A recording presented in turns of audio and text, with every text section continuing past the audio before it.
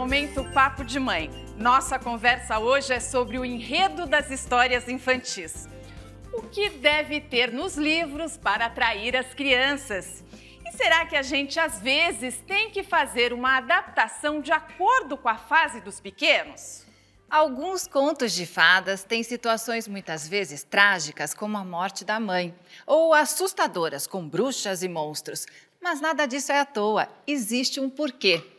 Quem vai falar sobre isso pra gente é o escritor Ilan Breman, autor de sucessos infantis como o livro Até as Princesas Soltam Pum. Ilan, as crianças, esses livros para as crianças, eles precisam despertar muitos sentimentos? Com certeza, muitas emoções e desejo de mais leituras. E também participa do Momento Papo de Mãe a Vanessa, que é mãe do André, de 3 anos. Vanessa, quais as histórias preferidas do André? O André, ele gosta mais das histórias trágicas. Ah, é? Ele vai mais para essa linha, né? Ele gosta de histórias com monstros, com bruxas, mas... Ele não fica com medo? Não. Ou o medo é legal, como é que é? Eu acho que ele gosta desse, o medinho que ele fica, ele curte. Não incomoda, nunca pediu para parar, assim, por causa de medo, né? E daí, como é que você faz para escolher o livrinho? Ou é ele que escolhe, ele escolhe pela capa, ou você busca algumas dicas? O André tá ali, ó, fazendo uma montagem. No início, eu escolhia. Depois de um tempo, ele passou a escolher, aí ele fica muito tempo focado em um livro só, né? Você tem que contar várias noites seguidas a mesma história, o mesmo livro. É bom que a gente decora o livro. Sim, e depois acaba nem precisando mais do livro. Ele gostava muito de ver no começo, né, as figuras, tudo. Tinha um preferido dele, que era o do ursinho peludo, até hoje ele gosta. Ilan, o que precisa ter nos livros para atrair as crianças pequenas? Então, essa questão que a Vanessa colocou é bem importante. O medo, os pais têm medo das crianças sentirem medo. Na verdade, o medo está com a gente, não está com elas. E o medo é algo natural do ser humano. Você imagina você na savana africana, um leão na sua frente, você sem medo. Acabou, né? Então, o medo ele faz parte da natureza humana e a questão é o excesso de medo, que pode trazer o pânico. Mas o medo numa dose bacana é importante porque une as pessoas, você está com medo. O que acontece quando os seus filhos falam, eu tô com medo, vem cá no colo, você abraça. Então, o medo aproxima as pessoas. Então, as histórias que têm essa coisa do medo, e o medo, às vezes, para criança pequena, né, como o André, é um medo light, que eu falo, né? Naquele medo hardcore, né? Um medo light, que é importantíssimo, porque a gente ajuda a criança a lidar com suas próprias questões, né, que tá lá, que às vezes, sei lá, os pais vão viajar, vai ficar sozinho, as suas próprias angústias, então o medo é importante. E até prende a atenção, né, porque é difícil você prender a atenção de uma criança pequena, né, então se ela ficar com medo, ela cria uma expectativa. Claro, né? Não, e as histórias infantis, eu falo que os pais que estão ouvindo a gente, professores, você contar, né, a mãe que conta histórias... Contar história para criança pequena como o André é como, a mãe deve saber disso, né? É como arroz e feijão, é a mesma coisa. A gente alimenta a criança com arroz, com feijão, com leite materno e tem que alimentar com as histórias. Eles respiram e vivem pelas histórias, não é isso? Nossa, ele pede muito, ele ama a história, pede demais. Que legal. E que outros sentimentos os livros despertam e que são importantes? Eu rodei muito o mundo lendo histórias para as crianças e a repetição... Eu sempre explicava a repetição por um viés psicanalítico. Do Bruno Bettelheim, que é um psicanalista, que escreveu uma bíblia da área que chama A Psicanálise dos Contos de Fadas. Mas eu fui mudando. Na prática, eu fui mudando. O Bettelheim dizia que as pessoas gostam de repetição, não só criança, adulto também. Titanic 15 vezes, você assistiu 15 vezes? Então, por quê? Porque a gente vai reelaborando nossas questões, enfim, tem questões internas. Conta de novo, você vai como uma montanha-russa. Na segunda vez, ele controla mais a emoção, consegue entender e tudo mais. Eu conheci um outro teórico, e a minha vida prática com a criança, com as minhas filhas, mostrou que também tem outro lado, que é a repetição, olha que legal, faz com que o adulto permaneça do seu lado. Repete, e você não vai embora. Repete. Ele já conhece a história, se desliga da narrativa e consegue se vincular com a mãe, com o pai, com o professor e ter esse vínculo amoroso mais estreito. Como esse teórico chama Gianni Rodari, fala que a criança começa a olhar os traços da mãe, começa a observar a mãe como um todo. Então a repetição mantém um adulto significativo do lado da criança. E muitas vezes, né, as crianças pedem, inventa uma história, cria uma história, eu quero uma história inventada, né? Tem que ter bastante imaginação, criatividade para inventar e para criar as histórias, né, Vanessa? Sim, muito. Ele vem com umas ideias malucas, assim, que você tem que ir emendando uma história na outra, é muito, muito gostoso de fazer. E às vezes você mesmo não tem tanta criatividade, né? Não sei de onde vem, tanta imaginação. Os pais aprendem com os filhos também. A gente vai... Tem um problema nisso que se a gente erra uma vírgula depois, conta aquela. Eu sofria demais. Mas, pai, não era assim, o macaco, ele falou que ele perdeu o coração. Eu falei, ixi, eu tinha esquecido do macaco. Você começou a escrever, né? Mas eu acho que deve ter sido isso, né? Mas essa coisa dos sentimentos, né? A gente falou do medo, mas os livros também despertam a alegria, a tristeza e o riso, como as princesas soltam pum. As crianças dão muita risada, eles gostam do humor. Eu acho que as histórias com humor, para crianças, assim, além do terror, que também é um best-seller do terror, são fundamentais. E eu me divirto muito escrevendo, acho que isso que funciona também. O escritor precisa se divertir. Eu não vou escrever humor porque eu sei que elas gostam. Vou escrever... Não, porque eu me divirto escrevendo terror, escrevendo humor, livros de escatologia, livros de aventura. Então, no próximo bloco, as dicas do Ilan. Quais são as histórias clássicas que fazem mais sucesso com a criançada? A gente volta já.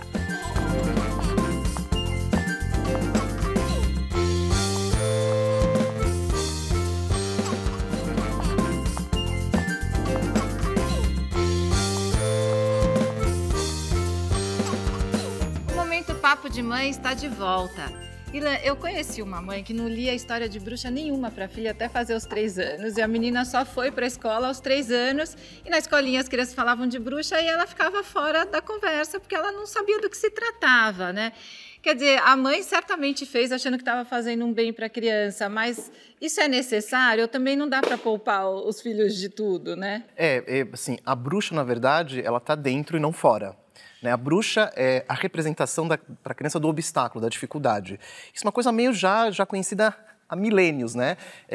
Como que o mundo, eu vejo o mundo, né, a história como uma coisa muito cíclica, então a gente está num ciclo do politicamente correto, que já existiu antes, vai passar, tenho certeza, porque a criança ela é muito resistente, né? Ela é resiliente, ela vai pedir, implorar pelas bruxas.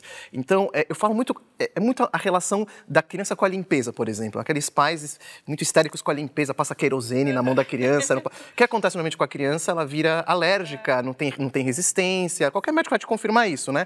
Os anticorpos não são estabelecidos.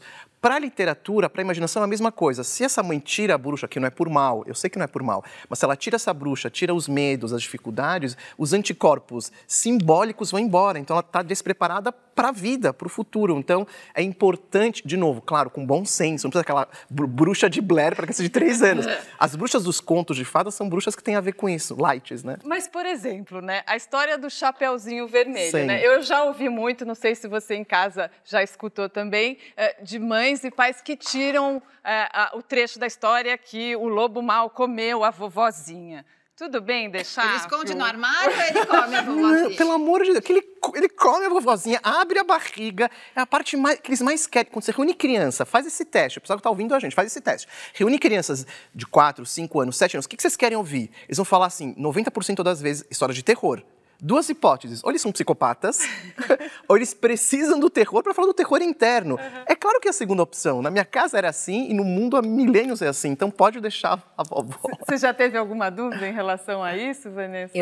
No começo eu até cheguei a fazer uma outra versão de esconder no armário. Mas ele prefere a verdadeira. Você descobriu que se você ficar poupando o seu filho disso, você vai tirar da história o que no fundo Sim, ele mais gosta. o que ele mais gosta, o que ele mais quer. Aí a gente vai descobrindo. Hoje, como é que ele faz para escolher os livrinhos? Não foi combinado, ele foi lá e pegou mesmo o livrinho e está aqui vendo. E tem figuras. Para a criança dessa idade, ele está com 3 anos. Uhum.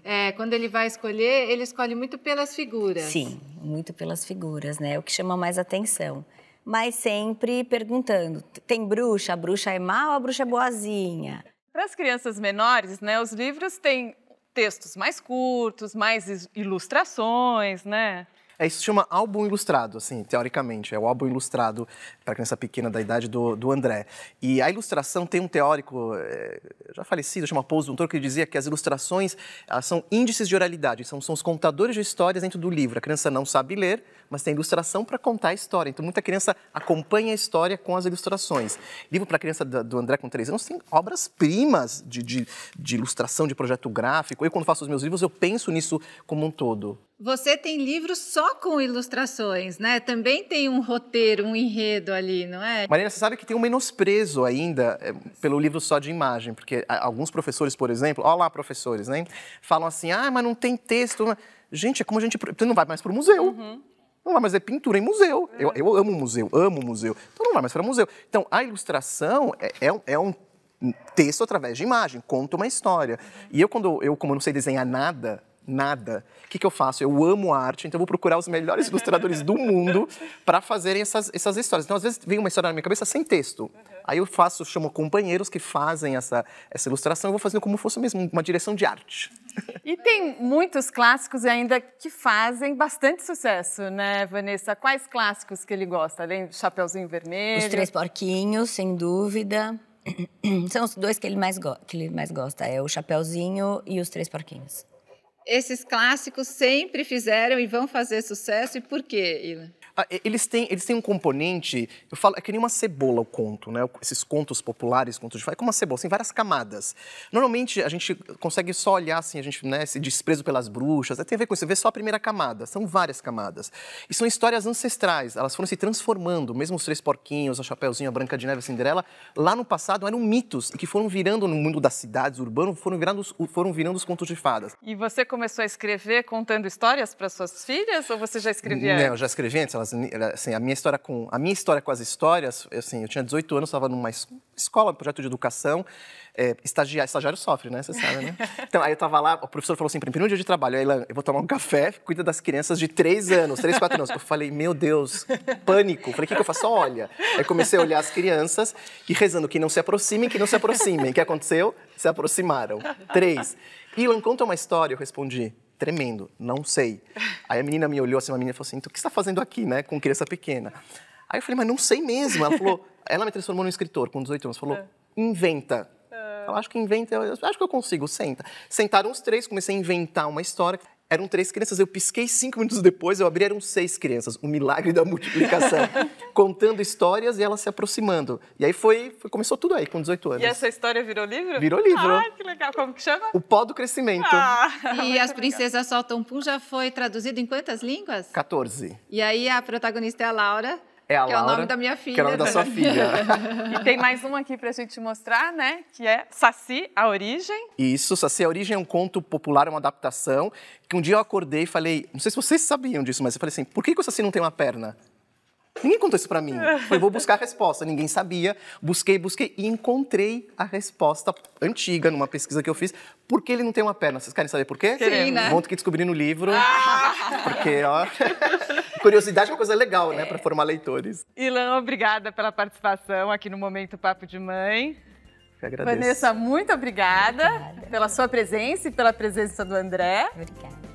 Obrigada a você que nos acompanha. O programa fica por aqui. Até a próxima. Tchau.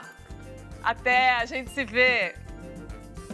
E quando ele colocou a tartaruga lá no buraco, pá, ela se mexeu. Ela estava viva! E sabe o que aconteceu depois? Conto que lê a história.